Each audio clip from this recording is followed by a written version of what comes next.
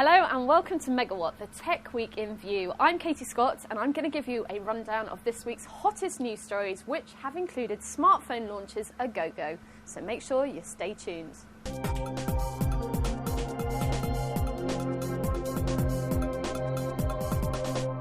So the Blackberry Storm has finally arrived, but what's interesting with this phone is where it's actually aimed. The CEO of RIM told us actually on the launch day that it really will have a wide appeal. So you've got BlackBerry users who are business users who already have BlackBerry phones, have been using them for years, really like them, and will take a look at this and think, great, I'm going to go for it. But you've also got people who've got a normal phone at the moment which may have internet and email facilities, but they want something more. They may have multimedia features on their phone and may think twice about switching to BlackBerry before. But now, the Blackberry Storm has the multimedia and it also has the email and internet interface, so everything in one. What I think is interesting is that this phone could have even more of an impact than the iPhone because of the price.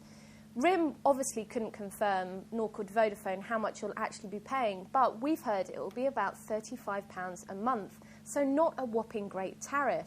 So maybe, as RIM suggested, this phone could actually replace the majority of normal phones which you get on contract at the moment. So instead of getting a normal phone, you're getting a smartphone on a decent tariff. So with the arrival of the Blackberry Storm came the inevitable comparisons with, of course, the iPhone. Yes, there are differences. For example, the Blackberry Storm doesn't have Wi-Fi. RIM says they just simply couldn't pack it in. And interface-wise, the two phones are very, very different, but also both very appealing. But the big difference at the moment is, as an iPhone user, you have access to iTunes and also the App Store. But BlackBerry has now released the SDK for this phone, amongst others. So it's only a matter of time before you'll also have apps for your Blackberry Storm. Whether or not you'll get as many as the Apple Store, who knows, but it definitely narrows down the competition between the two phones.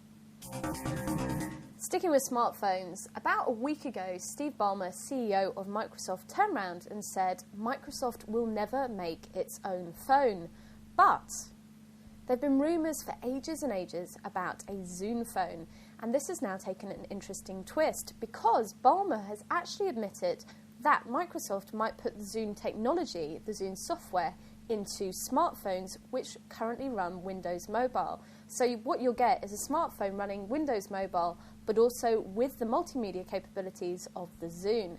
Now, if this happens, this again could be another serious contender against the iPhone. Obviously, Microsoft isn't technically making the phone. That'll be down to its partners, so Nokia, etc., etc. But it will still essentially be a Zune phone, so the legend will finally become a reality. So Manhunt 2 has finally made it to the UK. Just think of the controversy that this one game has caused. But way back in June, we did a story basically from the British Standards Agency, and they said that lots of games with an 18+ rating were getting into the hands of kids.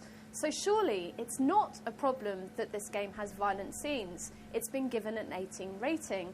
The problem is that people aren't paying attention to these ratings and they're getting in the hands of kids anyway.